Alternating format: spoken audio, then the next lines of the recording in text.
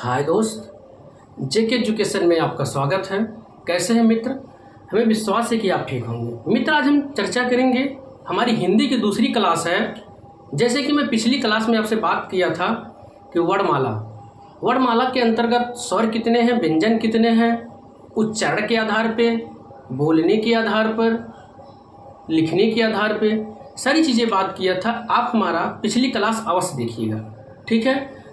इस क्लास में हम बात करेंगे, पिछली क्लास में बात किया था कि जिह्वा के आधार पे स्वर के भेद, लेकिन इस क्लास में हम बात करेंगे नासिका के प्रयोग के आधार पर स्वर के भेद। किसके? नासिका के। नासिका मतलब नाक और मुख के आधार पे, नाक और मुख के आधार पे स्वर के भेद, जो कि ये कितने भेद है? 2 भेद है, ठीक है।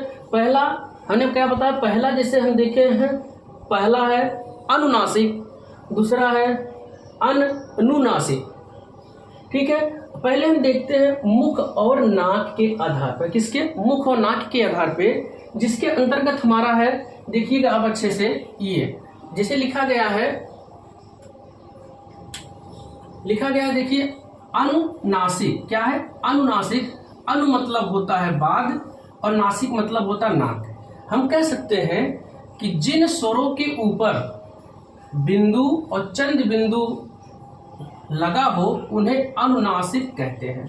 जैसे देखो, आ के ऊपर ये दिख रहा है, ये ओ के ऊपर ये बिंदु दिखा, ये चंद बिंदु दिखा, ये बिंदु दिखा।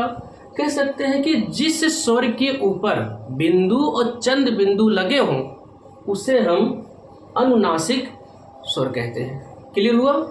ठीक है। जैसे अब आप प्रयोग करिए। क्या प्रयोग करना है कि कैसे हमने कह दिया कि मुख और नाक के आधार पे, पहला कंसेप्ट। दूसरा कह रहा है कि हमने कहा अनु मतलब बाद में, और नाक, कि जब हम कोई वर्ड लिखा हुआ है उस वर्ड के ऊपर यदि कोई बिंदु लगी है तो कैसे प्रयोग करेंगे। मान लीजिए हम लिखते हैं कंगन, कंगन, कंगन, कंगन लिखा मैंने, ये कंगन। अब आप एक काम करिए, कंगन को बोलिए, कंगन को बोलिए। देखिए, कंगन को जब आप बोलेंगे तो कंगन, बट लेकिन अब कैसे पकड़ेंगे कि मुख और नाक पे है। अपने नाक को बंद करिए, फिर बोलिए कंगन, कंगन। देखिए, इस तरह से बोलेंगे तो यहाँ पे कंपन का भाव आएगा। क्या आएगा? कंपन का भाव आएगा। जब कंपन का भाव आए तो ये जान लेना कि हमारा मुख और नाक का दोनों उपयोग हो रहा है। जब दोनों उपयोग हो रहा है तो वहाँ पे अनुनासिक कहलाएगा। क्लियर हुआ? हमें विश्वास है क्लियर हो गया होगा, ठीक। और दूसरा हम देखते हैं अनुनासिक। क्या है? अनुनासिक और निर्नुनासिक, जिसमें से अन निकल गया, अन और निर। अन मतलब, निर मतलब ना होना। किसका ना होना? बिंदु और चंद बिंदु का ना होना। जिस स्वर के ऊपर बिंदु और चंद बिंदु ना हो, क्या? बिंदु और चंद बिंदु ना हो, उसे ही बोलेंगे अनुनासिक या निर्नुनासिक स्वर, ठीक है। और इसको क्या कहते हैं? सादे स्वर भी कहते हैं। हम इसकी डिफिनेशन कह सकते हैं कि जिस स्वर के ऊपर बिंदु और चंद बिंदु ना आए उसे हम अनुनासिक कहते हैं, ठीक। अब देखिए, इसमें एक चीज और है, जो वर्ण है, वर्ण में ये जो हमारा पंचमाक्षर है, क्या है? पंचमाक्षर। जैसे कि अंगा हो गया, इया हो गया, आड़ा हो गया, ना हो गया, माँ हो गया। याद रखिएगा कि वर्ण के 5वें अक्षर को हम पंचमाक्षर कहते हैं, को भी उच्चारण मुख और नाक से ही होता है, इसलिए इसे हम अनुनासिक कहते हैं। हमने तो कह दिया, अब आप उसका प्रयोग करिए। क्या करिए? अब आप उसका प्रयोग करिए। अब बोलिए अंगा, इया, आड़ा बोलिए, बट ऐसे नहीं, नाक पकड़ के बोलिए। नाक पकड़िए और नाक पकड़ने के बाद जब नाक के अंदर कंपन हो, अब ऐसे दबाएंगे तो समझ में नहीं आएगा। हल्का से क्षेत्र को बंद करिए, अंगा, इया, ऐसे लग रहा है कि कंपन टाइप, गुदगुदी टाइप लगेगा। जब ऐसा देखिए, कोई चीज़ प्रैक्टिकली करके जब आप पढ़ेंगे तो आपको रटने की ज़रूरत नहीं पड़ेगी, ठीक है। जब आपको रटने की ज़रूरत नहीं पड़ेगी तो सबसे अच्छी चीज़ होती करके सीखना। कोई चीज़ आप करके सीखेंगे तो आपको बहुत जल्दी तैयार होगा, ठीक है। ये चीज़ है, हमने कहा कि ये जो अंगा, इया, आड़ा, ना, माँ, ये भी हमारे क्या है? अनुनासिक वर्ण है, ठीक है। हमने बात किया नासिका के आधार पर स्वर के भेद। अब हम बात करते हैं उच्चारण काल या मात्रा के आधार पर स्वर के भेद। किसके? उच्चारण काल या मात्रा के आधार पर स्वर के भेद। अच्छा, मात्रा क्या होती है? सबसे पहले हम मात्रा को जानते हैं कि मात्रा क्या होती है। क्या है मात्रा? क्या होती है?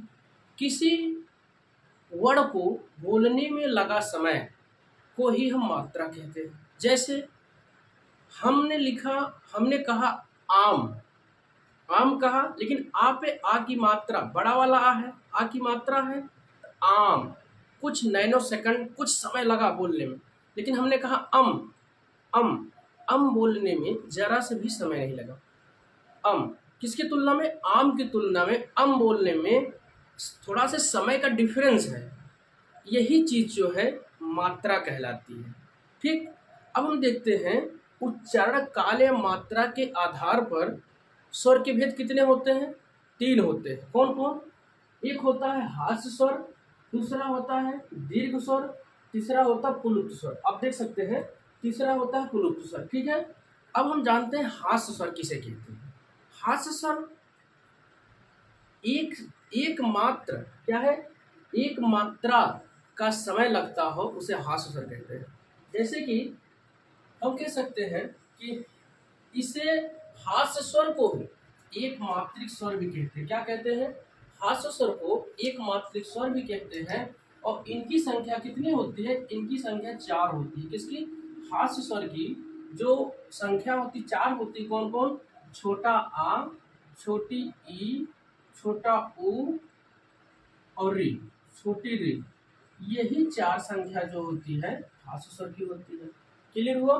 ठीक, अब इसे ही छोटी संख्या को हुई, मतलब इसे ही हम मूल स्वर कहते हैं। किसे? हास्य स्वर को। क्यों मूल स्वर कहते हैं? क्योंकि इन्हीं स्वर से आ, ई, उ, री, इन्हीं स्वर से मिल करके दीर्घ स्वर बने हुए हैं। अभी हम आगे एक्सप्लेन करेंगे कैसे मिलकर बने हुए हैं। ठीक, ये क्लियर हुआ? अब हम करते हैं दीर्घ स्वर की। दीर्घ स्वर कहते हैं जैसे कि दीर्घ स्वर द्विमात्रा का समय लगता है। द्विमात्रा का मतलब है ये बड़ा होता है, क्योंकि द्विमात्रा का समय लगता है उसे हम दीर्घ मात्रिक कहते हैं। दीर्घ स्वर कहते हैं। दीर्घ स्वर इसे द्विमात्रिक स्वर भी कहते हैं। अब इनकी संख्या कितनी होती है? इनकी संख्या 7 होती है। कौन कौन? देखिए, सबसे पहले देखते हैं बड़ा आ हो गया, बड़े ई हो गया, बड़ा ऊ हो गया। अब देखिए, हमने कहा इसको हास्य स्वर को कहा गया है मूल स्वर। अब इसी मूल स्वर से मिल करके बन रहे हैं कौन? हमारे दीर्घ स्वर। देखिए, ये जो बड़ा आ है, छोटा आ मिलकर के क्या बना है? बड़ा आ बना है। छोटी ई मिलकर के बड़ी ई बनी है। और छोटा ऊ मिलकर के बड़ा ऊ बना हुआ है। क्लियर हुआ है? इसे ही सादा या साधारण स्वर भी कहते हैं। एग्जाम्पल में पूछा जाता है एग्जाम में, सादा या साधारण स्वर कौन कौन है? इसमें से एक दे दिया जाएगा और 4 ऑप्शन इसमें दिया जाएगा, पूछा जाएगा कौन सही है। जितने भी पॉइंट आपको दिख रहे हैं, जैसे एक मात्रिक स्वर हो गया और मूल स्वर हो गया, ये सब 1 लाइनर क्वेश्चन में 4 ऑप्शन में क्वेश्चन में पूछे जाते हैं। ठीक है, अब हम देखते हैं दूसरा।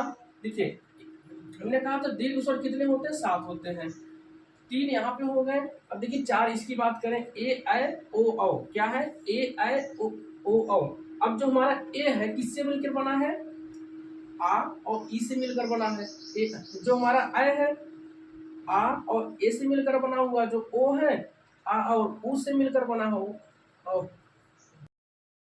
4 ये जो है, जो ए ऐ ओ औ, जो ए है आ और ई से मिलकर बना है। ऐ जो है आ और ए से, ओ जो है आ और ऊ से, और जो है आ और औ से मिलकर बने हुए हैं। ठीक, इसे और इसको किस किस नामों से जाना जाता है? अब देखिए, इसको जो है संयुक्त स्वर के नामों से जाना जाता है। क्यों? क्योंकि 2 स्वरों से मिलकर बने हुए हैं, इसलिए संयुक्त स्वर से। मिश्रित स्वर क्यों कहा जाता है? मिश्रित स्वर क्योंकि मिश्रित ही 2 चीजों को मिश्रण करना, 2 स्वर मिलकर के बने हुए, इसीलिए मिश्रित स्वर हो गया। विकृत स्वर इसे कहते हैं, अक्षर स्वर भी इसे कहते हैं। क्लियर हुआ? देखिए, हास्य स्वर, दीर्घ स्वर, क्लियर हो गया होगा। अब देखते हैं प्लुप्त स्वर। क्या है प्लुप्त स्वर? प्लुप्त स्वर में कह रहा है कि जिन स्वरों का उच्चारण तीन मात्रा से होता है उसे प्लुप्त स्वर कहते हैं।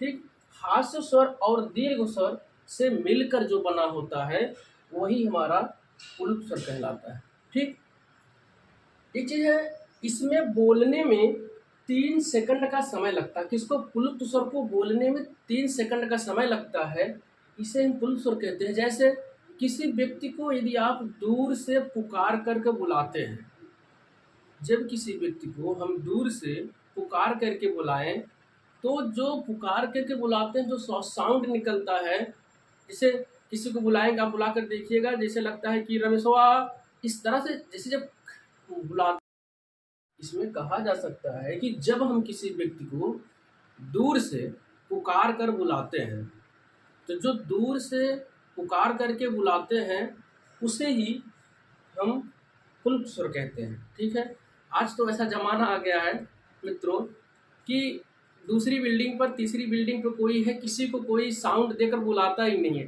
मोबाइल निकाला, तुरंत कॉल कर दिया, कहाँ हो भैया, कहाँ हो भैया, दूसरे कमरे में आओ, ऐसा सिस्टम है। ठीक है, लेकिन हमें प्लुप्त स्वर पढ़ना है तो समझना भी है कि जब हम किसी व्यक्ति को दूर से पुकार कर बुलाते हैं उस समय हमारा प्लुप्त स्वर काम करता है। ठीक है, क्लियर हो गया होगा। हास्य स्वर क्या है, दीर्घ स्वर क्या है, प्लुप्त स्वर क्या है। ठीक है, अभी आप कंटेंट को पढ़िए, इसके बाद जब प्रेषित करवाएंगे तब आपको सारी चीज़ें समझ में आएंगी कैसे क्या चीज़ें कहाँ से है। ठीक है, अब हम आगे बात करते हैं उच्चारण काल या मात्रा के आधार पर कितने स्वर हैं, ये क्लियर हुआ।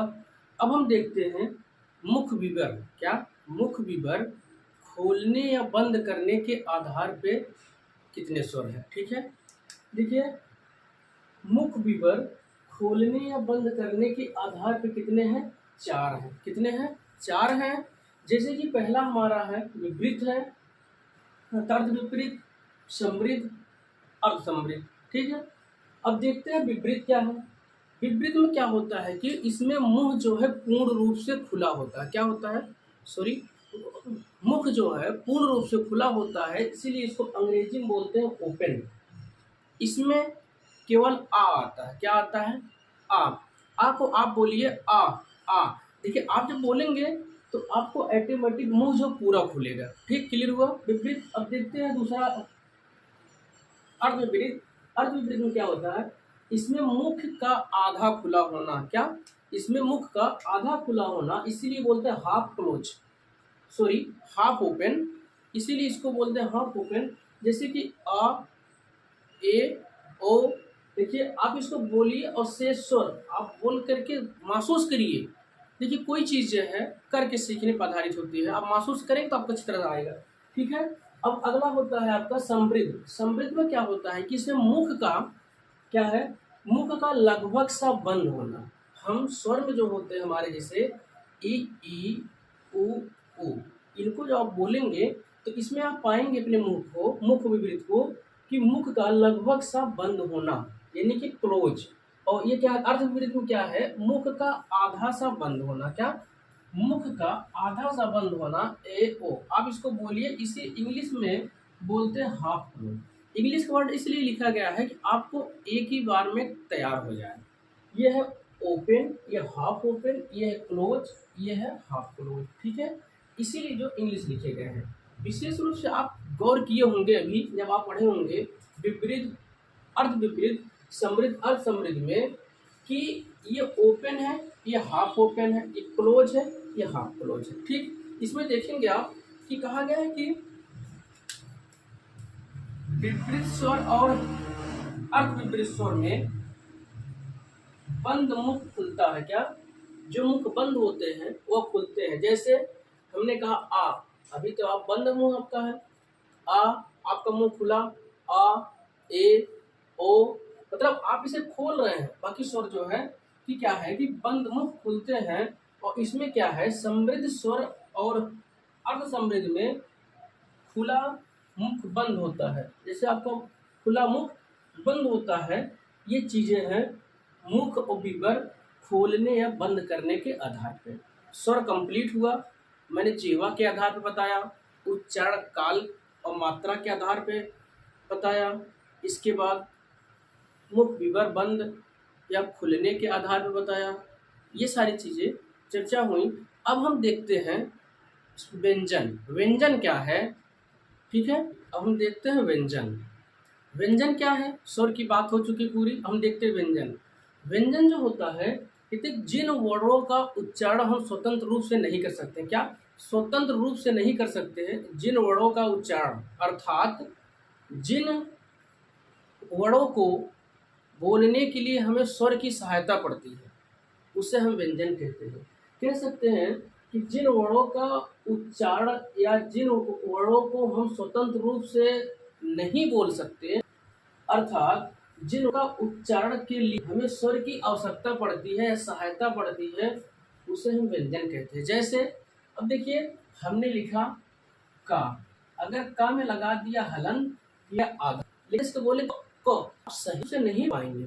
इसको बोलने के लिए हमें स्वर की आवश्यकता पड़ेगी, इसकी आवश्यकता पड़ेगी। अब इसको अगर हम लिखते हैं का प्लस आ, जब का प्लस बराबर हो गया, प्लस आ बराबर हुआ का, अब ये स्वतंत्र रूप से व्यंजन हमारा कंप्लीट हुआ, ठीक है। इसीलिए कहा गया है कि जिन वर्णों का उच्चारण हम स्वतंत्र रूप से नहीं कर सकते हैं, इनका उच्चारण हम स्वतंत्र रूप से नहीं कर सकते, उनको बोलने के लिए हमें स्वर की सहायता लेनी पड़ती है। किसकी? स्वरों की सहायता लेनी पड़ती है, तब उसे हम व्यंजन कहते हैं। समझ में आया? इसी प्रकार से जैसे हमने लिखा ला में हलंत लगा दिया, इसके बाद अब ये इनकम्प्लीट है, इसको कंप्लीट करने के लिए अब ला लिखेंगे, ला में लगाएंगे आ क्या हमारा है? आ हमारा स्वर है, हो जाएगा ला, ये हुआ व्यंजन।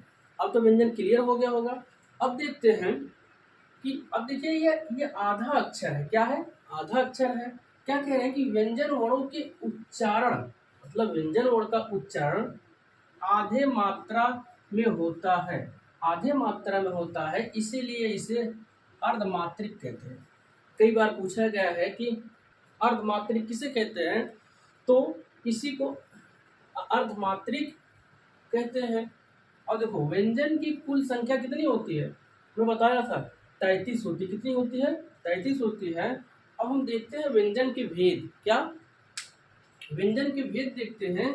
व्यंजन के भेद में सबसे पहले भेद हम आपसे बात करना चाहते हैं कि खड़ी पाई, यानी कि खड़ी पाई के आधार पर व्यंजन के भेद। जैसे हम कोई चीज लिखते हैं, देखिए हमने लिखा राम, राम में देखो ये जो माँ वाला पाई है, इसी को खड़ी पाई कहते हैं। ये खड़ी पाई हुआ। लेकिन हमें देखना है कि पूरा व्यंजन वर्ण में कितने अक्षर ऐसे हैं जो बिना खड़ी पाई के हैं और कितने अक्षर ऐसे हैं जो खड़ी पाई के हैं। ठीक, आइए देखते हैं। पहले हम देखते हैं कि बिना खड़ी पाई के आधार पे व्यंजन वर्ण संख्या कितनी है? 7 है। कितनी है? 7 है। कौन कौन है? ऊंगा, छा, टा, डा, ढा, दा, रा। अब देखिए कैसे बड़ा वो लग रहा है। देखिए, अब देखिए जब हम टा को लिखते हैं, टा में डायरेक्ट सीधे नहीं होगा, टा टा ऐसे लिखकर ऐसे नहीं होगा, ये रॉन्ग हो जाएगा, ठीक है। राइट लिखने के लिए टा हल्का से, ये रेखा तिरछी रहेगी, तिरछी होने के बाद हल्का से शुद्ध रूप से ये बनेगा, जिसे हम लिखेंगे डा। अब डा में ऐसे नहीं लिख सकते, ये पाई रेखा सीधी हो जाएगी, तो इसके लिए हम ऐसे रहेगा हल्का से, ये हल्का से रहेगा, फिर ऐसे हो जाएगा डा। इसी को कहते हैं कि बिना खड़ी पाई के व्यंजन वर्ण कितने हैं? 7 है। हमें देखिए क्लियर हो गया, ये 7 है। 1 2 3 4 5 6 7 यही है। ठीक, अब टोटल कितने होते हैं? 33। और 33 से अगर हम 7 को लेस कर देंगे, कितना हो जाएगा? 26। ये जो 26 वाली संख्या है, ये खड़ी पाई व्यंजन वर्ण है। कितने हैं? खड़ी पाई व्यंजन वर्ण 26 है। ठीक है, क्लियर हुआ। अब हम बात करते हैं उच्चारण के आधार पर व्यंजन वर्ण के भेद। ठीक, क्या बात करते हैं हम? उच्चारण के आधार पर व्यंजन वर्ण के भेद। ये क्लियर हुआ सब। देखिए, बिना खड़ी पाई के आधार पर 7 है और खड़ी पाई के आधार पर 26 है। ठीक है, और किसे कहते हैं व्यंजन, किसे कहते हैं? और अर्धमात्रिक व्यंजन किसे कहते हैं या अर्धमात्रिक वर्ण किसे कहते हैं, क्लियर हुआ। अब हम बात करते हैं उच्चारण के आधार पर व्यंजन के।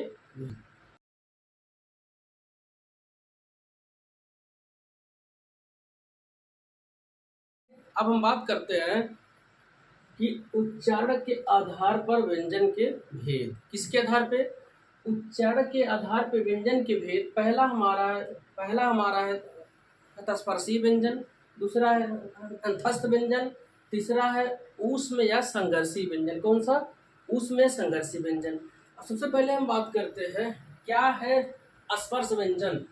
स्पर्श व्यंजन की संख्या जो होती है कितनी होती है? 25, 25 होती है। कितनी होती है? 25 होती है। कहाँ से? का से लेकर के माँ तक। कहाँ से? का से लेकर के माँ तक जो 25 संख्या है ये हमारे किसकी है? स्पर्श व्यंजन की। ठीक है। अगला हमारा तंथस्थ व्यंजन है। इनकी संख्या कितनी होती है? 4 होती है।